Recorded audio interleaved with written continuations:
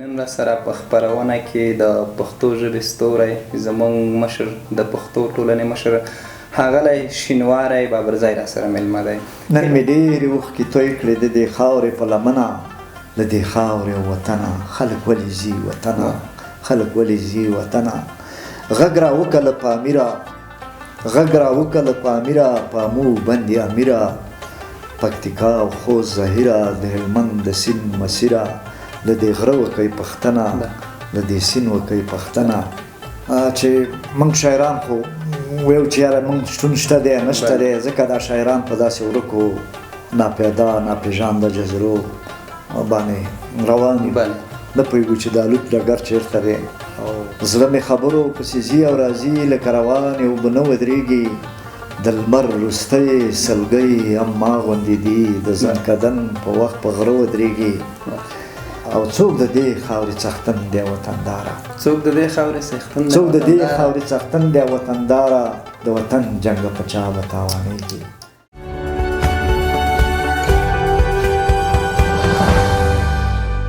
د هدف میډیا قدرمنو لیدونکو سلامونه او مینه. هیله ده چې روغ و جوړ او صحتمنده اوسئ. د عافیت جامې مو پر تن وي. د یوې بلې خپرونې سره نسبتا د نورو خپرونو نه یو څه په تفاوت کې هیله ده چې روغ و جوړ او صحتمنده اوسئ. نن را سره په خپرونه کې د پښتو ژبې ستوری زموږ مشر د پښتو ټولنې مشر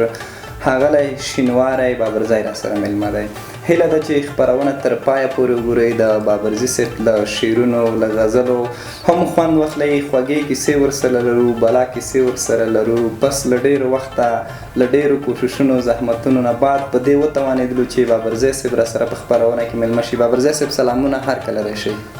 سهار صاحب سلام، سلام درنه، سلام احترام تاسو ته او ستاسو د درنو ملګرو د تخنیکي همکارانو هر یو نوم د اخیستو دی او سباوون صاحب سهار ستاسو نورو ملګرو هغه غږ مو د پالنې دی، غږ مو د پیرزوینې دی چې ما ته مو بلنه راکړه او د هدف میډیا بسره خپرونه د دې خپرونې تر پای پورې تاسو ته بختورې هغه درنو لیدونکو ته بختورې نیکمرغه د خوښۍ ډکې شیبې غواړم. دغه د هدف ژوند د ژوند په معنا باید موږ وپوهېږو. ژوند د هدف او د ارمان په معنا دی. ژوند لرې مزل دی، خو ژوند د ارمان او هدف سره. نو خوشحاله یم چې نن مو ماته بلنه راکړه، زه رالم د خبرې سره شریکې کړو. کور آباد. خوشحاله اوسئ. ډېره زیاته مننه بابرزی صاحب. کور دی ودان هر کله راشئ. هدف میډیا ستاسې خپل کور دی. زموږ دروازې ستاسې په څېر شخصیتونو ته هر وخت خلاصې دي. هر وخت مو خدای راوله. بابرزی صاحب ژوند چارې څنګه روانې دي؟ ژوند موږ په داسې یو ټولنه کې ژوند کوو چې موږ شاعران خو ویو چې یاره موږ شتون شته دی نشته دی، ځکه دا شاعران په داسې ورکو ناپیدا ناپېژانده جزیرو باندې روان دي، نه پوهېږو چې دا لوټ ډګر چېرته دی او څه به کېږي په دې ټولنه کې. بس نه څوک نمرې درکوي نه شاباس درته وایي، خو بیا موږ هغه د خپل ټولنیز مسؤلیت له مخې خپل غږ جګو، ځکه زموږ په زړه کې ډېر څه دي چې هغه غږ شوی دی، هغه شعر شوی دی او موږ غږ کوونکي انسانان یو. نو ژوند هم دغه الله پاک په خپل مخلوقاتو باندې مهربانه دی او کله چې بیا د شعر ژبه ورکړي، د بیان ژبه ورکړي، نو دغه مهرباني نور هم زیاته شي او موږ ته څوک خوشحالي نشي راکولی، موږ به ځان ته خوشحالي ورکوو. که سړی د دغه د تېرو وختونو پسې دغه د اوس ژوند، خو سهار صاحب موږ شاعران، موږ او تاسو دا ځوانان دا ټول د تورو شپو نه ویرول شوي، خو ژوند نن دی. د نن دروازه به ځان ته خلاصو که ډېر د تېرو پسې د راتلونکو پسې په ناهیلۍ مایوسۍ باندې د هغې پسې یاد کوو، د هغوی پسې په پریشانۍ باندې ارمان کوو، بیا نه ژوند نه کېږي، بیا د پرمختګ او د هوډ وژنه کېږي، صحیح بیا ژوند نه کېږي. خو به ځان ته به خوشحالي ورکوو، هر څه چې ښه سوچ به کوو. ژوند ښه دی، بس ژوند باید ټولو ډګرونو ته وغورځول شي او د ژوند په معنا باندې وپوهېږو. ژوند د هدف په لټه کې باید بند کړو. ډېره زیاته مننه. بابرزی صاحب کری شو خپل مسلک ته یا خپل شعر و شاعري ته که لیدونکو ته مو په دې باره کې معلومات ورکړي. بابرزی صاحب شاید ځینو ته معلومات وي، ځینو ته معلومات نه وي. ټولګو په باره کې مو معلومات زموږ لیدونکو ته ورکړي بابرزی صاحب څونه ټولګي مو چاپ شوي دي؟ لومړی خو شعر ته زه راځم چې شعر زه غواړم چې ولې شاعر شوم، ولې شعر لیکم، دې دپاره لیکم چې زما په هره خبره کې هرې جملې کې زما وګړي ځان وګوري او د هغې سره د خپل ژوند تصویر پکې وګوري. ځکه زه باید د ځان او د ټولنې احساس ته ژبه ورکړم او زما د زړه خبرې چې دي زما زړه که شعر نه وی دا زما زړونه به په کومه ژبه کوي. غواړم چې دا خپله زړه په دغه ژبه باندې وغږوم او دغه د خلکو زړو ته لاره پیدا کړي. او نو نه پوهېږم چې ما به د شعر څومره مزل کړی وي. خو هر سړی غواړي د شعر عمر یې اوږدي، پیړۍ پیړۍ شي، ډېر شي، خو بیا هم د سړي عمر کم وي، هغه د شعر و شاعرۍ د هغه د تاریخ شي، پیړۍ شي، زموږ شاعران مړه شي، هدیرې مثلا خاورې شي، قبرونه یې خاورې شي، ولې بیا نه څوک شجره پیدا کولی شي او نه یې کورنۍ څوک پیدا کولی شي. خو دغه د شعر ژوند هم همداسې دی، سړی دې دپاره لیکي چې یو هغه شاعر ژوند او ښکلا پېژندونکی دی، انسان دی، د همیشه د ټولنې په هوسا ژوند کې باید خپله خوشبختي ولټوي. او موږ هم چې هغه قلمي ځواک سره غواړو چې د خپلو خلکو ته ښه راتلونکي جوړه کړو، هغه څه باندې سهار صاحب فکر وکړو چې هغه زموږ خلکو ته څنګه ښه راتلونکي جوړېږي. او یعنې شاعر ته د سپورې او د غندنې ژبه پکار نه ده، همیشه خپلو خلکو ته باید د هغوی د مایوسۍ مخه ونیسو، هغو ته د ژوند برنامه مخکې کړو، هغو ته ژوند تعریف کړو چې ژوند کوونه ښه ده، دې ته یې واچوو. او که دې ته یې واچوو نو انسان به ډېر څه وکړي، دا زموږ خلک به ډېر څه وکړي. او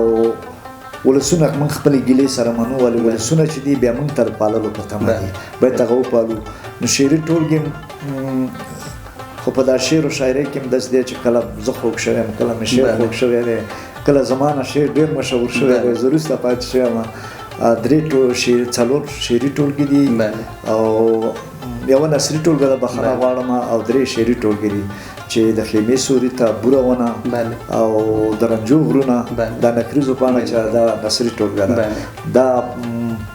یوه خپرونه وه چې په هغې کې د ټولو شاعرانو تیر یادونه او هېرې څېرې، دا بیا ما شعري ټولګه کړې. کور ودان بابرزی صاحب ډېره زیاته مننه، خوشحاله اوسئ. نو لیدونکو د بابرزی صاحب خبرې تاسې واورېدلې. بابرزی صاحب درځو یو خوږ غزل مو اورو. وایي زړه مې خبرو پسې ځي او راځي. سهار صاحب زه خو زیاتره دغه وطني ترانې، هغه معاصي ترانې، هغه ډېر ځکه دغه زموږ شاعرانو زموږ شعر باید لنډ تاریخ شي، زموږ راتلونکي ته باید خبرې وکړي او موږ باید په شعر و شاعرۍ کې تاریخ نه سړی الهام واخلي. خو ستا دغه دی چې هغه وطني شعرونه دي چې لږ نوي دي، چې په دې وخت کې هغه لطیف ننګرهاري صاحب، همداسې فرهاد غفور، بریالي صمدي او دوی غواړي چې په دې باندې کار وکړي، هغه معین تورې صاحب. یعنې دا کار لاندې دي، دا نه سب شوي دي، دا به ترانې شي په دې بس دا زیرم لیدونکو اول هغه به هم درته بیا وي، هم خیر دی، خو اول ستا دغه ځمکې ته ونه غورځېږي چې وایي زړه مې خبرو پسې ځي او راځي. زړه مې خبرو پسې ځي او راځي، لکه روانې اوبه نه ودرېږي. زړه مې خبرو پسې ځي او راځي، لکه روانې اوبه نه ودرېږي. د لمر وروستی سلګۍ هم ما غوندې دي، د ځنکدن په وخت په غره ودرېږي. او افغانستان په کلمه چې خوږ دی، نوم یې په زړه اوبه اوبه ودرېږي. او بابرزی مینه او ګرانه همداسې، څوک چې مې څنګ کې په مانځه ودرېږي، څوک چې مې څنګ کې په مانځه ودرېږي. او غزل دی چې د زړه په دروازه وزم څوک نشته، چې د زړه په دروازه وزم څوک نشته، تږی تږی یم نه لپه نه اوبه شته. ما ته عمر ور د بلې پیړۍ خلاص کړ، ما ته عمر ور د بلې پیړۍ خلاص کړ، هماغسې سلام مې ستا په ورځ شته. ما ته عمر ور د بلې پیړۍ خلاص کړ، خو هماغسې سلام مې ستا په ورځ شته. د ډبرو دا غر دومره توږل شوی، پکې ورکې د اوسۍ او نه مرغه شته. او دا چنار په پڼ ولاړ دوکانداري کا، دې چینې سره هنداره او رانجه شته. او د دې ښار ښکلا رنګونه دې پاللي خو یوه نیمه ښکلا پکې د غره شته د بنګړو شرنګ پسې بل څوک د روان دی په مړوند باندې د یاره څوک ویده شته بابرزیه ستا د غږ پکې کمی دی اوس په کلي کې څوک پاتې دي څوک نشته چې د زړه په دروازه وځم څوک نشته تږی تږی یم نه لپه نه اوبه شته. ډېره زیاته مننه بابرزی صاحب. کور د ودان شعر او ښایسته غزل د لیدونکو سره شریک کړ. ډېره زیاته مننه. بابرزی صاحب که د نظم برخې ته راشو په نظم کار کړی دی؟ اصلي دغه منظومې لیکنې چې دي قاضات چې موږ ورته وایو دا ویو په دې کې ځکه دغه په هغې کې دغه د هر څوک د خپل ژوند په ملي بڼه لرونکو نظمونو کې چې وګورې زموږ دغه ملي ارزښتونو خبرې د غیرت تورې د دې خبرې دي ولې زموږ په نظمونو کې سړی ښه د شاعر د زړه د خبرې دپاره میدان پکې پراخه دی خپله د زړه خبره پکې کولی شي ډېره کولی شي نو نظمونو باندې ځکه ما چې دا څومره ترانې دا کړي دي هغه نظمونه دي لکه بریالي صمدي چې ویلې شملو وطن ته راشه چې شملې درته په سر کړو فرهاد غفور مثلا په دې وخت کې یو نوې ترانه ده چې دا زموږ د ځوانانو چې په ناپیاده ناپېژاندو جزیرو ورک دي نن مې ډېرې اوښکې توی کړې د دې خاورې په لمنه نن مې ډېرې اوښکې توی کړې د دې خاورې په لمنه د دې خاورې وطنه خلک ولې ځي وطنه خلک ولې ځي وطنه غږ راوکله په امیره غږ راوکله په امیره په مو بندې امیره پکتیکا او خوست ظاهره د هلمند د سیند مسیره د دې غره وکۍ پښتنه د دې سیند وکۍ پښتنه د دې خاورې وطنه خلک ولې ځي وطنه نن مې ډېرې اوښکې توی کړې د دې خاورې په لمنه او له دې دنګو ونو غاړه نن میوه او سوری دواړه د وږمو جامې په غاړه غېږه غېږه غاټول راوړه د ولس پر خلیق خوار شي چې کوم ملک شي بې څښتنه د دې خاورې او وطنه خلک ولې ځي وطنه دا نو نظمونه دي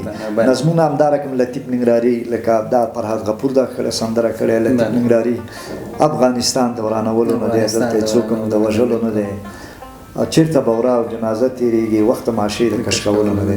نو ډېر نظمونه دي همداسې خاپیرۍ نغمې ویلي دي جاوید مرخیل ولې داسې وشي دغې ویان هنرجو ښکلا دی عجیبه ده دغه ټول نظمونه دي چې ما په سندره کې ځکه یو ښه هم تې جوړېږي او تلپاتې سندره تې جوړېږي بابرزی صاحب دغه ولې داسې وشي که دا غزل ستاسې د خپل د خولې نه واورو څنګه به خیر نوې غزل به درته دغه کړم نو لیدونکو دغه ولې هغې کې هم د ځوانانو دغه داسې یو تصویر دی چې دغه د مزدورۍ پسې ورک که نه دغسې یو شعر دی نوی دی چې هغه هم دغه دی دا وطن به زما کله وطن کېږي دا وطن به زما کله وطن کېږي زمونږ غرونو ته غروالی پاتې نه شو کله یو کاڼی پرې بر را غورځولی کله بل کاڼی پرې لر را غورځولی دا وطن به زما کله وطن کېږي هر بې وسه او بې کسه به د سترګو ته ودرېږي دا وطن به زمونږ کله وطن کېږي یو د ځان غم نه دی د سلو غم به نور کوي بدرنګ ژوند به په اور یا په پیغور کوي لمبه لمبه ژوند بېلتانه کې ساتو ژړا په ستوني او په زړه کې ساتو لمبه لمبه ژوند بېلتانه کې ساتو ژړا په ستوني او په زړه کې ساتو چې نیمه شپه وي او بچی درته راوژاړي چې وږی یم چې نیمه شپه وي او بچی درته راوژاړي چې وږی یم او بیا به پیړۍ تاریخ درته دروغجن شي چې نیمه شپه وي او بچی درته راوژاړي چې وږی یم بیا به پیړۍ تاریخ درته دروغجن شي بیا به شتمن افغانستان درته دروغجن شي موږ نه دا ځوان نسل پوښتنه کوي زموږ تاریخ کې اتلان شته دی او تورې شته دی خو د ډوډۍ یوه خبره پکې یاره نشته زموږ تاریخ کې اتلان شته دی او تورې شته دی خو د ډوډۍ یوه خبره پکې یاره نه وي زموږ د کار لاسونه وکرئ په کار به راشي چې بیا پیغور د وزګارتیا د چا دپاره نه وي د دې پاچا د پیرزوینې لاس به دومره تشي دا ستا په څڼو کې ګلونه زموږ جیب کې به هنداره نه وي او د وزګارتیا د درانه پیټې لاندې د دې شتمنې خاورې ملا ماتېږي ځینو سیندونه مرور مرور زموږ سرونه په رڼا ماتېږي او مرغان چې والوځي او بیا نه راځي زموږ سندرو کې باغونه نشته ونې نشته راځئ د دې یوه پوښتنه وکړو مرغان چې والوځي او بیا نه راځي زموږ سندرو کې باغونه نشته ونې نشته راځئ د دې یوه پوښتنه وکړو د دې ځنګل روغې لمنې نشته غر مو چاوړی دی درغنې نشته او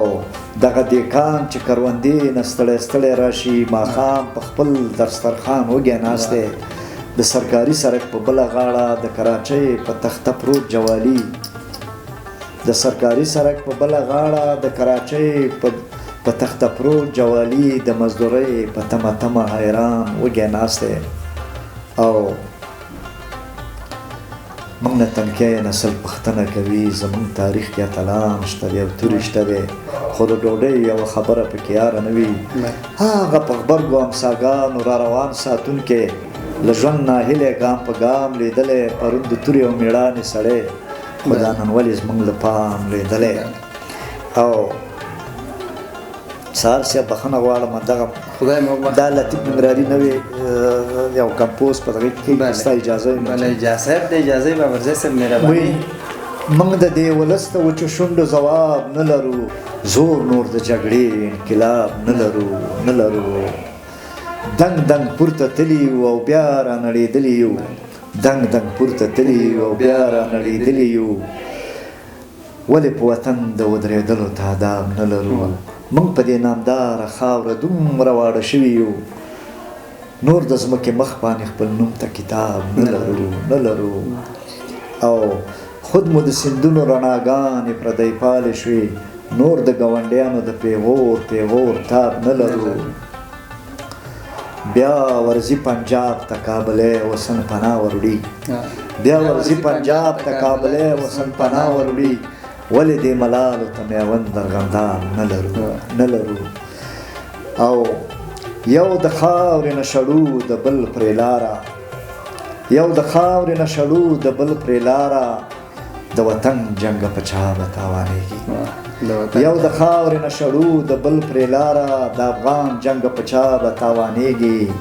موږ څو وارې جارو شوي وو په دې خاوره د افغان جنګ په چا به تاوانېږي د افغان جنګ په چا به تاوانېږي نظامونه مو خپلواکې پاتې نه شو له تاریخ پوښتنه وکړئ چې موږ څه شو نظامونه مو خپلواکې پاتې نه شو له تاریخ پوښتنه وکړئ چې موږ څه شو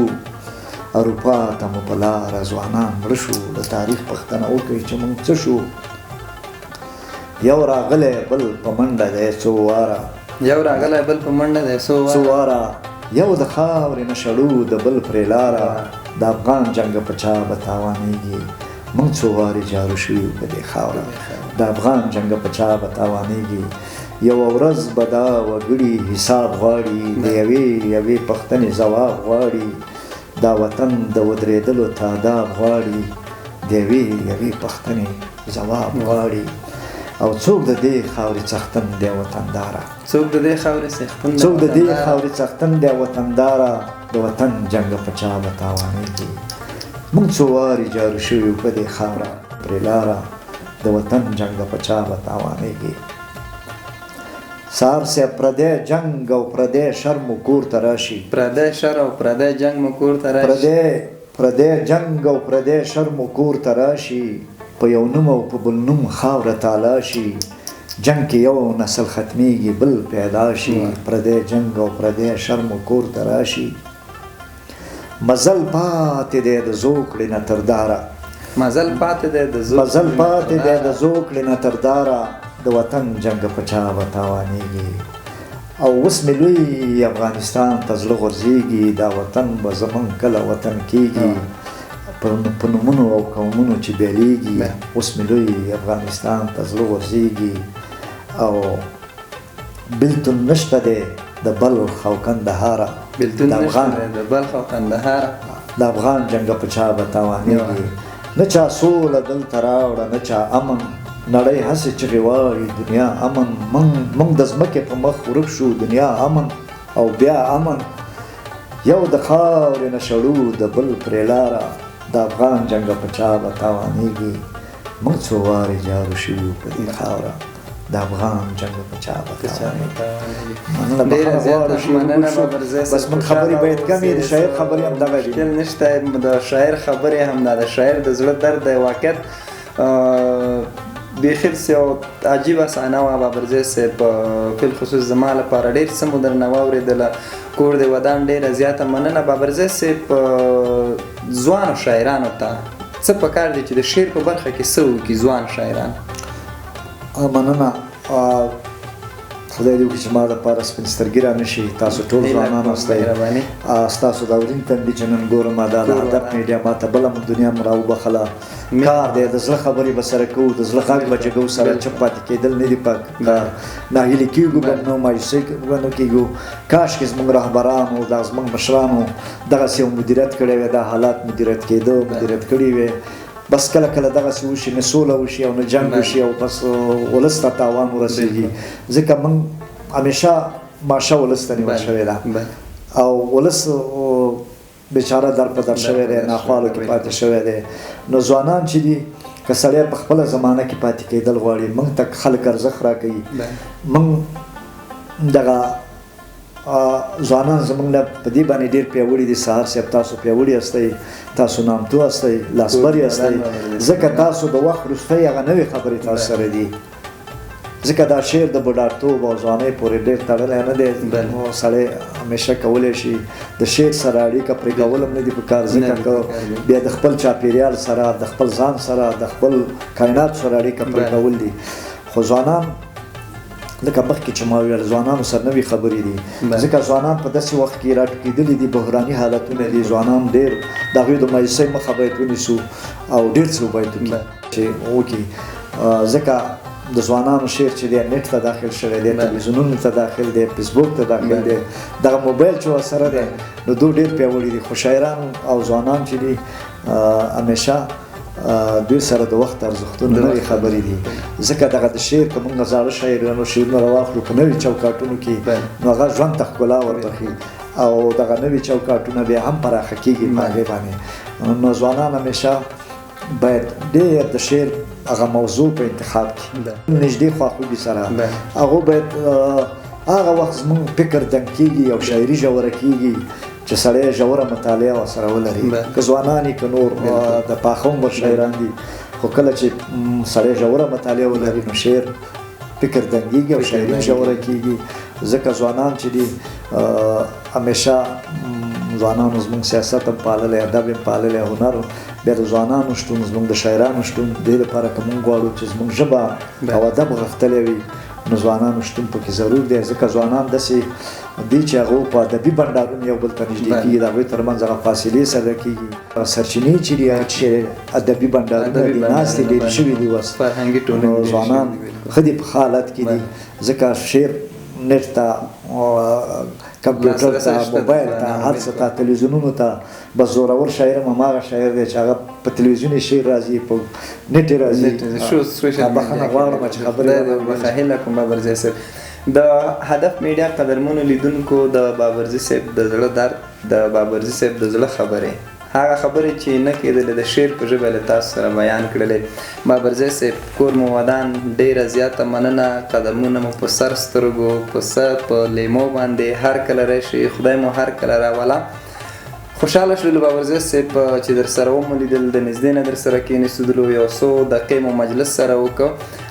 قدرمنو لیدونکو دا وه زموږ د نن ورځې ځانګړې خپرونه د ښاغلي شینواري بابرزي صاحب سره د هدف میډیا لیدونکو زموږ یوټیوب چینل در سره سبسکرایب کړئ د فیسبوک انسټاګرام ټیک ټاک د لارې مو هم تعقیبولی شئ که چېرته کومه نیوکه کومه غوښتنه کم څه مشکلات وي نو مهرباني د کومنټ د لارې را سره شریک کړئ تر بیا ښې چارې د خدای په امان